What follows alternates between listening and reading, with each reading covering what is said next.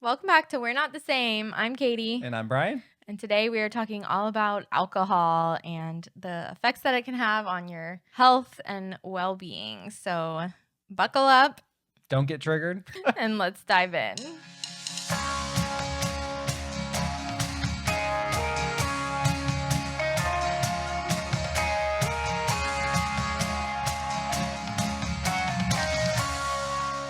All right. Welcome to this episode. Man, I could really use a drink after putting those kids down.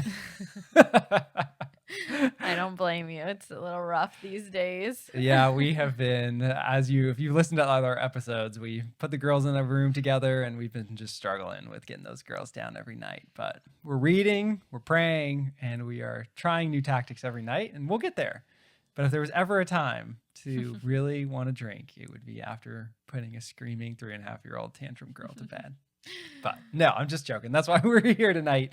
But I do, in all seriousness, I think the temptation is there. And that's part of why it's dangerous. Because, even I have joked after days, you know, homeschooling, being home with the kids. Like, after I have this baby, I'm bringing back drinking. Like,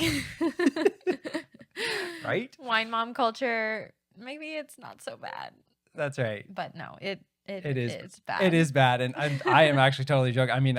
We've come so far that I really don't have those cravings anymore, even when we go out. But we'll talk more about that because it is strong, man. It is in our DNA to feel it's like we cultural. want to drink. It's not even that we particularly enjoy the taste or want a drink. I think it's the cultural like for us, we walk around Epcot and I'm like, oh, I want a frozen margarita. Everybody has their frozen margarita. I want to be cool like them. And I did used to enjoy those, but I know it made me actually feel badly. So it's and it's not because I loved the way that drinking made me feel or something. Well, I was your classic 60-year-old man. I enjoyed my bourbon neat, my little glass with my bourbon, and I would order it neat when we'd go out with people or whatever, and okay, put some hair on my chest, and my scotch, all that good stuff. So yes, I evolved though. I was a rum and coke guy first. Yeah, I did rum and coke too, or rum and Diet Coke. And then we did the mules. Oh yeah, that was a trendy thing with the copper mugs, or that was every restaurant had a mule. Yep. But for us, drinking was once every 6 months, maybe. We've never been big drinkers. No, to be fair. That is so true. I probably drank more than once every 6 months, but it was. I probably didn't. Rare. Yeah, no, you probably didn't. Yeah, that's true. But that's what we were talking about tonight. Is alcohol. Woo! Happy New Year. Yeah, so I think it's becoming more of a thing, especially in the holistic space where people are talking about the risks of alcohol, even though we all know. We all have always known alcohol is not good. Just like everyone knows smoking is not good for you. Everybody knows there's enough people who truly struggle with alcoholism. Why would you even want to dabble within that, And yet everybody, air quotes, everybody does. But now I think people, as everybody's kind of more in these wellness spaces, are starting to see there are real risks associated and adverse side effects of drinking alcohol other than just having a hangover, which I have never had. So I have not either. I have had a headache or felt it hasn't been those, at least how the movies portray them, you can't get out of bed and you're sick and all of that. Well, that's because we've never really been drunk. That is true. So we've definitely gotten I've gotten a buzz before, but I've never gotten blacked out drunk or anything. Not even close to that. Yeah, no. Literally all. Not even close. The one time that I feel I could say maybe I wouldn't even say I was drunk, but I was it's okay, say significantly tipsy, I guess, was our last night of college. Yes, the one night we one went of out. My friends was it's literally the last night. 5 years. Have to come out with me, because she was always wanting me to come. And I was I just don't do that. Or when she's it's the last night. You're moving out tomorrow. You have to come out. So we did. We went out to Midtown clubs. Yeah. The bars, I guess. They were really bars. clubs. Yeah, they were bars. But yeah, I had 2 drinks, which I would have had 2 drinks. And that was crazy. It was. But I mean, I'm glad we had at least one college experience to talk Exactly. about.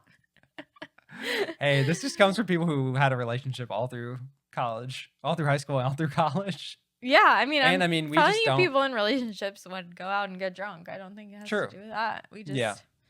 We were just more of the let's go to Target and well, we were just Zaxby's. like raised as rule followers too. So we weren't going to drink before we were 21. And then like, True. we're like seniors when we're 21. So That's true. there's not really Yeah. a lot of time there to go crazy. Like most people drinking in college are doing it illegally. That's true. Which people See, this will be good. don't, like, This have will a be good. problem Like with we're having that. this conversation. Like all of our girls and boy, well, look, can watch this and see the authenticity of like our college experience. Yes, it's We were very lame, boring. but we were lame engineers.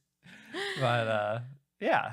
Hey, So- I mean, I went to plenty of parties with that was all You did. The engineers, engineering and they frat. all drank heavily. we told the story on here already. But then I'm like the type of person that I'm anti peer pressure, I guess. Like the more you pressure me to do something, the more likely I'm for sure not doing doing it. Yes. So like being the only person that would not drink, that just was like a self-fulfilling thing of like, well, now I really like you guys, it really bothers you guys that I don't drink. So I'm really not going to drink.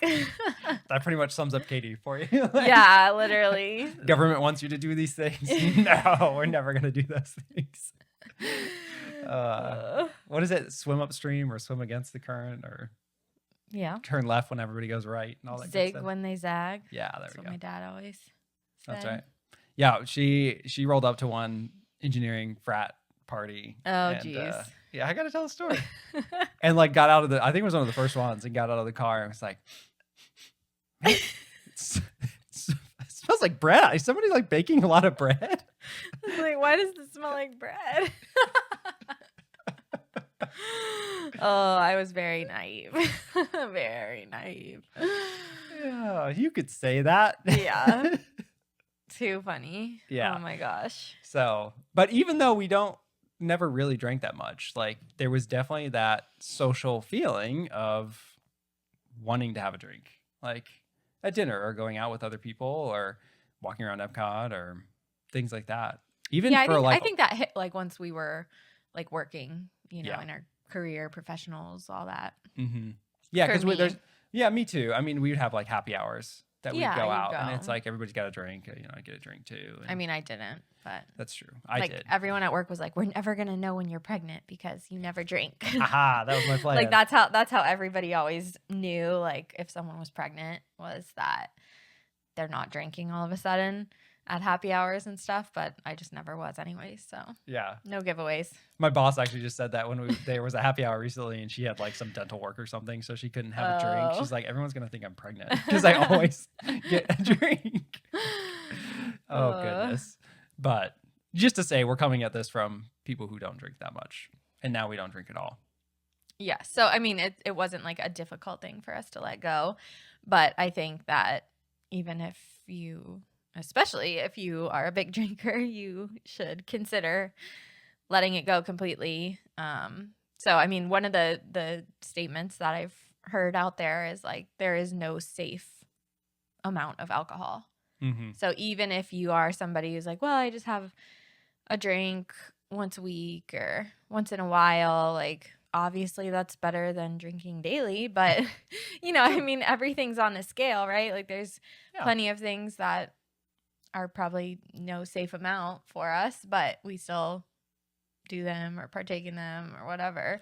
But I think for alcohol, it's just like, what is the purpose of it? That's what I've always struggled with. And like what always would make me sad is that people felt, whether truly felt or just through peer pressure, felt that they could not have a good time, could Mhm. not let loose, could not relax without some alcohol in them.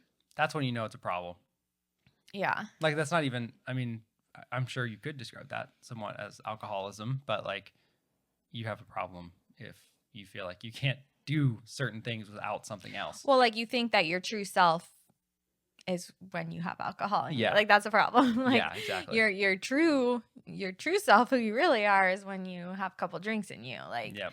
that's just, it makes me sad for people. It kind of goes back to, like, you know, the makeup. Like, go back to the makeup episode. Oh People boy. get so Yes. mad at Ooh. me for the makeup. I Wow. want to do another makeup episode because it makes you guys so Men- mad. But it's like, why aren't you just, why can't you just feel fully confident just in the face that God gave you? You know, the face that you got. Yeah. Why can't you just fully be confident in yourself and what you bring to the table? And like, obviously, if I'm at a party and like having a good time, then my personality is, that situation is different than when I'm, you know, taking my kids to the dentist, or it's an upcoming chore, so that's what comes to mind. But it's just like, we all have different aspects of our personality, but like, they should not have to be unlocked through different, you know, it's just the setting that you're in, the atmosphere. It shouldn't be like substances that are required to change the way you act or feel. Yeah, and then there's just the lies of the world, just like anything else health related with medicine and anything like that. Like, there's the things that social pressures of like, oh, you know, yeah, you can let loose, like it'll help you relax, and all these different things. And while it may have that chemical, like there's a reason it's doing that. It's like a chemical reaction in your body. And but I was just thinking too, like there's not, I think people may argue, you know, we're not saying there's any, like in this episode at least, there's no biblical thing that says you shouldn't drink. I think there's things related to actions that you take after you've been drinking a lot that probably it's easier to fall into sin and things related to drinking. But obviously there was wine and stuff described in the Bible, and I don't think there's anything. Well, it'd be biblically interesting to know, like, what was the wine? You know, I mean, that's the word that's used. That one of my like goals in life, I feel like, is to eventually learn like Hebrew or Greek or like one of the original languages, so that I can, because I love when people talk about, well, this word, you know, in Hebrew is this and it has this meaning, and like the English language is so lame compared to these other languages and the depth of the meaning of words. And so I just always wonder with biblical things, like, well, that's, you know, made so that we today can understand it, but what does it actually mean? That's so true. I think I'm just jumping around too, but like, we're not coming at this at all from like judging people at all or anything. I think it's really just getting, just like everything, it's like asking why, like going 5 whys deep. No, I mean, of course, like I don't judge people who choose to drink, or, you know, even people who would go. I mean, pretty much everyone we knew and love in college went out and got drunk all the time. Like, you're gonna have a hard time finding people to associate with if you're just gonna cut out everybody who does that. So, you know, you do you, but I think it just like literally everything else, people just don't truly know the risks. It's like informed consent of should be on the side of a beer can or whatever. Yeah, for sure. One of the things, this episode is not well planned out, I feel like, so we're kind of jumping around, but I just was thinking, when I start talking about beer, it just makes me think of like bread, the beer. No, like the beer gut and stuff that like mainly men you see with it, but also women can even have kind of a beer like pooch or alcohol pooch. But it's just like, as we're getting older, you know, in our 30s now, and it's just like you see it creeping in. And so just from a purely like vain standpoint, like just alcohol does things to your body. Oh, it's so true. And no amount of like eating right or exercise or anything like is going to counteract that. You know, I mean, I'm sure that's not 100% true, but you get the gist of what I'm saying.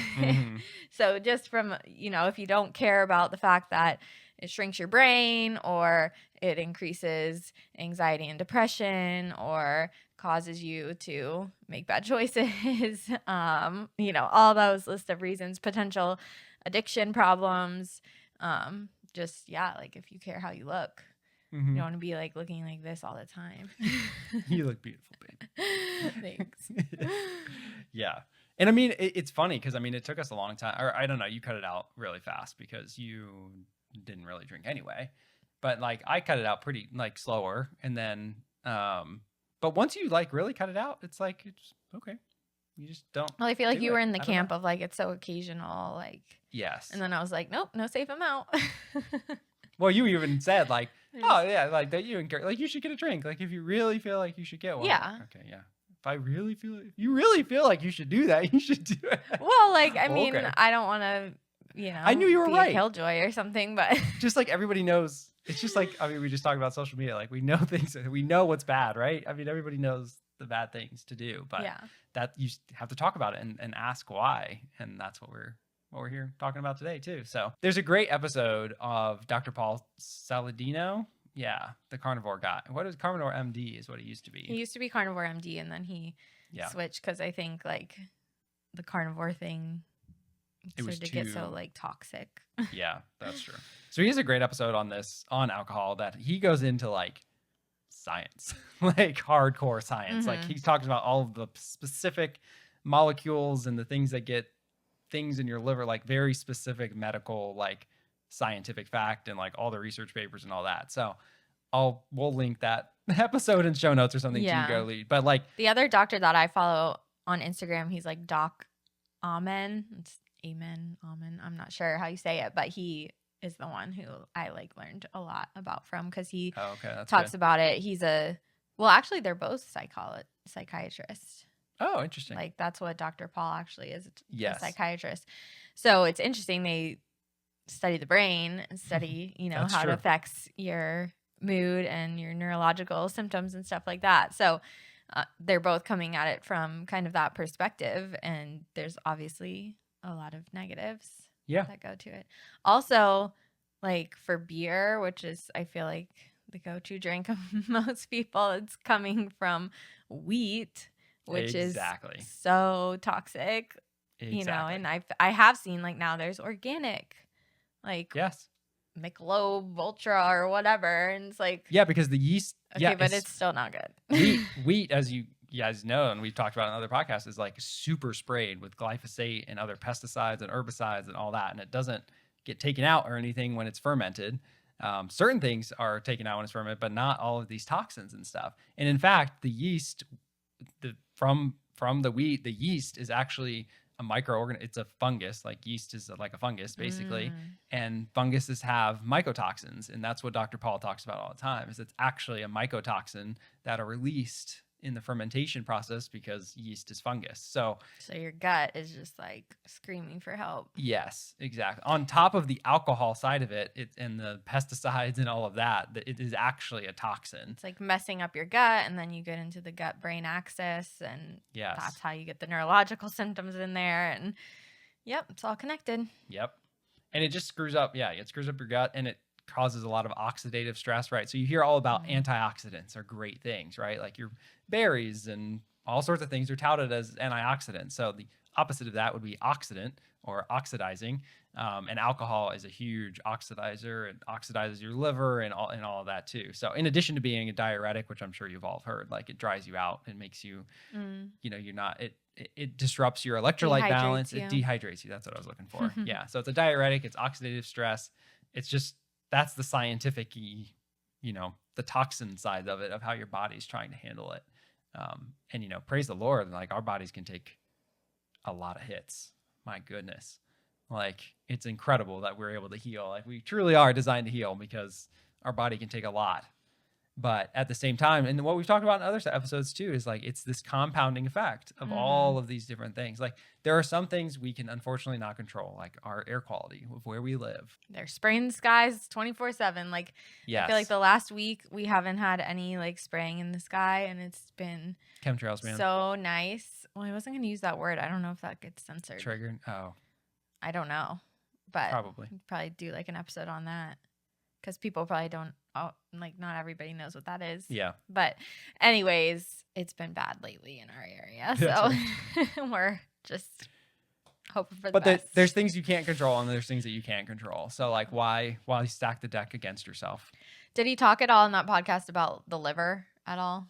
Yeah, I mean, of course. So I feel like that's like what everyone knows, right? Like, alcoholics, they can go into liver failure, but you like don't think that it's a problem until you get that point, like as if there's just one drink that pushes you over the edge of like your liver's fine to you need a transplant. It's like, no, it's gradual. And liver stagnation is another thing that is just the root of so many problems out there. Like maybe not, well, probably cancers and stuff like that, but even just the more daily problems of like anxiety, fatigue, mood disorders, all those sorts of things, I feel like I always see is like linked to the liver.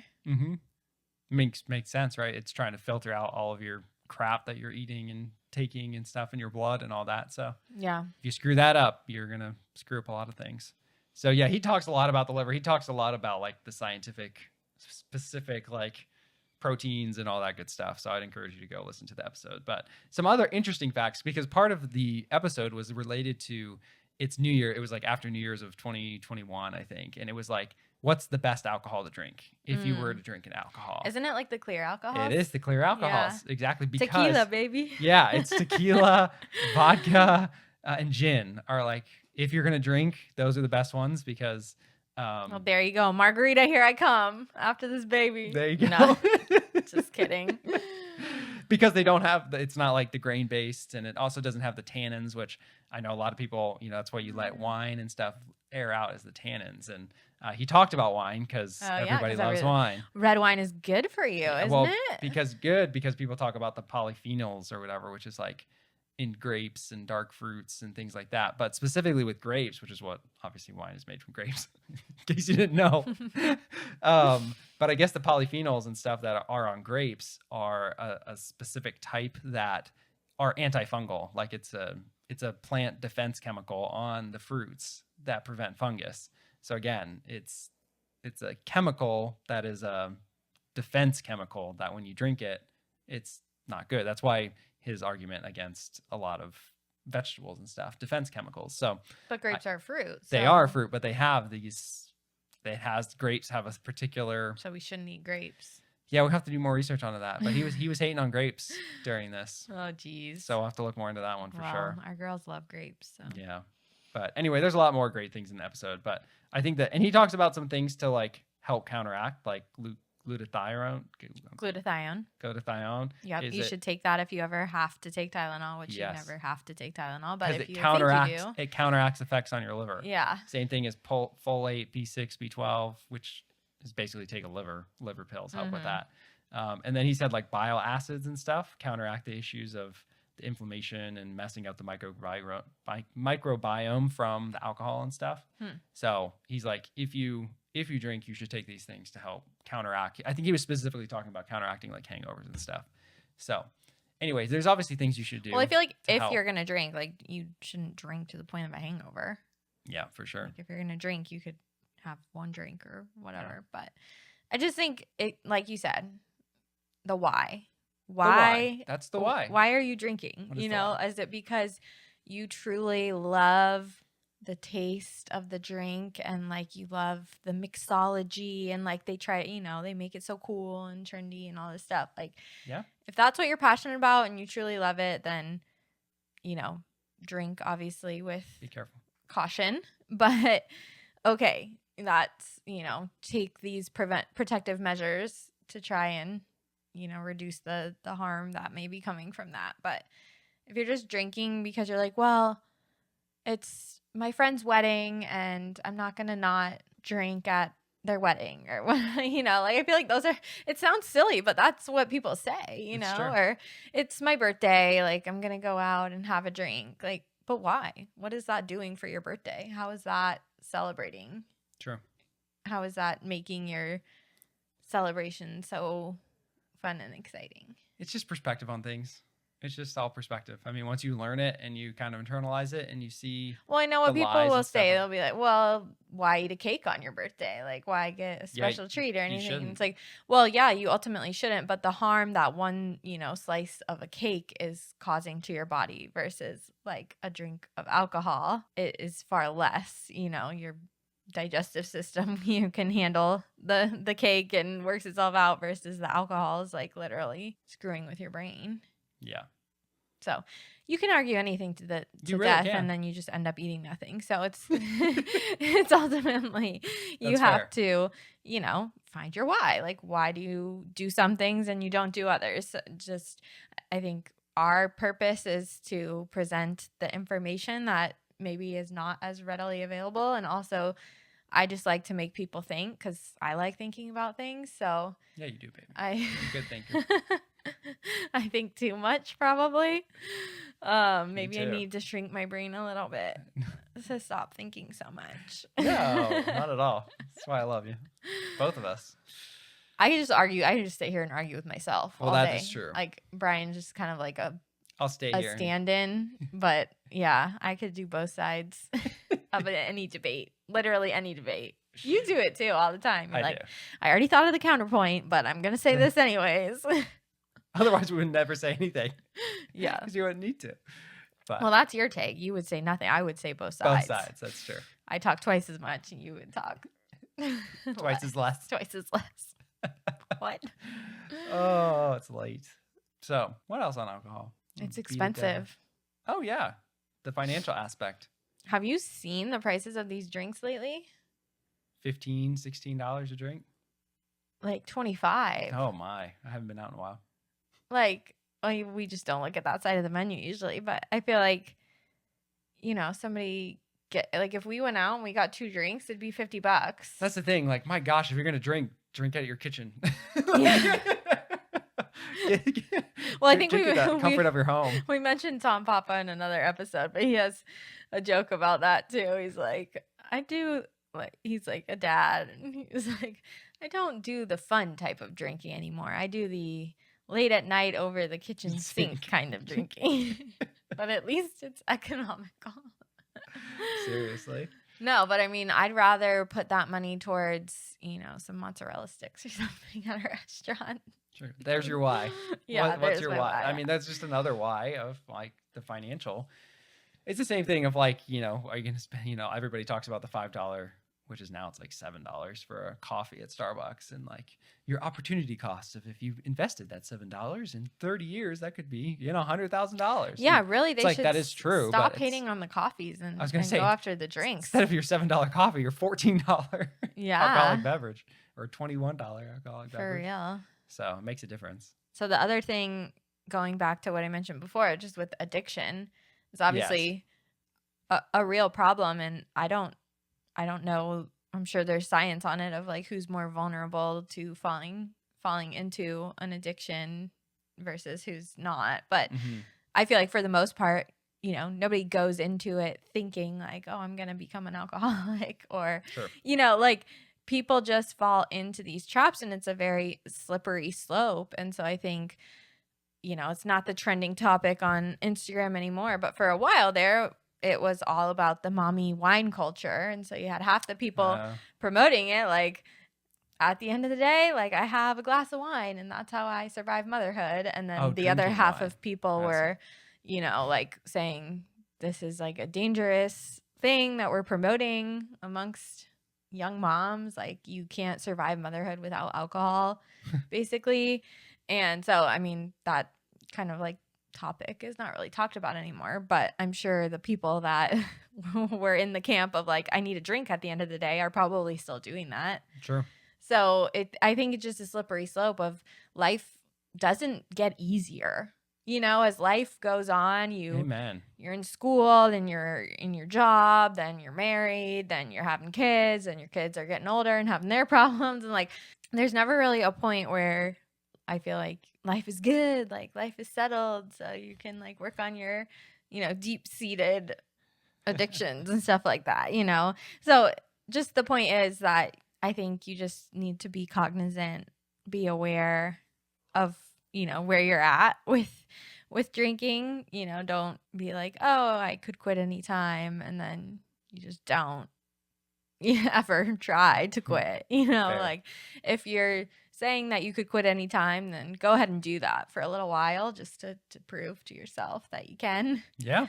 Because I mean, we have known people who have struggled with addiction, and it sounds very scary and very hard thing to overcome. So And then, like, let's say you do fall into that and then, come out of it, then you're not going to be drinking. So, like, all roads That's fair. lead you to not drinking. So it's just better to just not even go through that, put yourself through that trial. Sure. If you ask me. Can't Which, argue if with that. you're listening to this podcast, you're asking me. That is fair.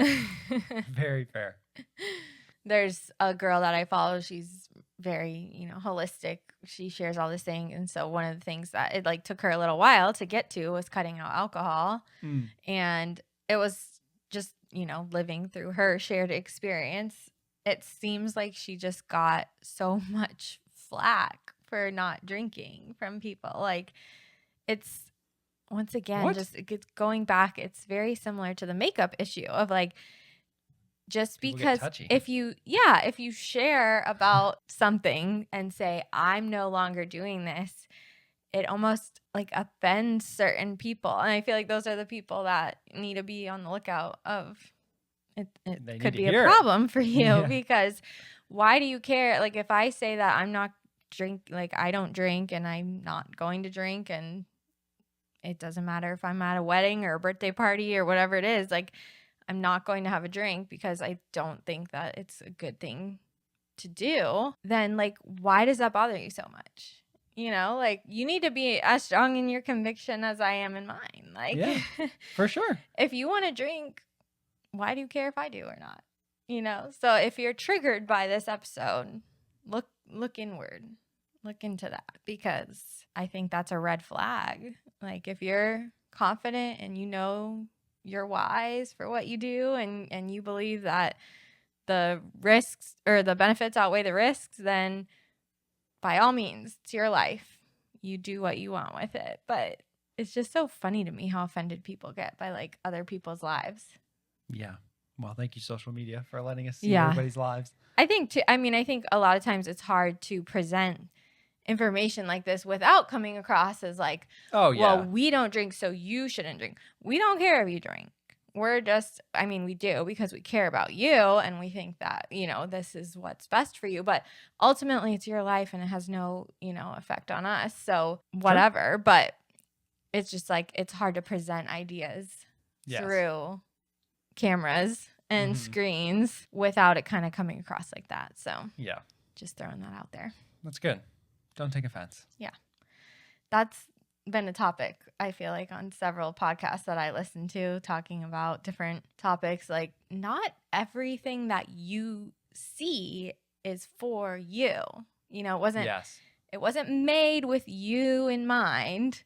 Like, it feels that way because you're watching it as a viewer, but like the creator wasn't thinking of you when they came up with the post idea or the podcast topic. Everybody takes everything so personally, and it's like, just scroll. If it's not you, it's not for you, it doesn't bring you happiness or joy or whatever, then just continue to move on from it, because it's not about you in the first place. So true. People don't care that much about you. Yeah. Like, they really don't. That just shows how like narcissistic our society is, that people just think everything is about them. It's like, it's not about you. It's not about you. Nobody cares about you. Well, we care about all of you. So yeah, we care about our viewers, and obviously our podcast is about like health topics. So if you're listening in regularly, then you know that you can change your health and things through these. So ultimately, it's for your good, even if it's hard to hear. Amen. Okay, so that pretty much wraps up this episode. Hopefully it was informative. We'll link those couple resources below in case you want to do your own research and digging, which obviously we highly recommend that you do. Yes. And hopefully this episode added some value and made you think and made you ask yourself why. Why? All right, we'll talk to you soon. Be sure to leave us a 5-star review and comment down below if you have any questions. Talk to you guys later. Bye.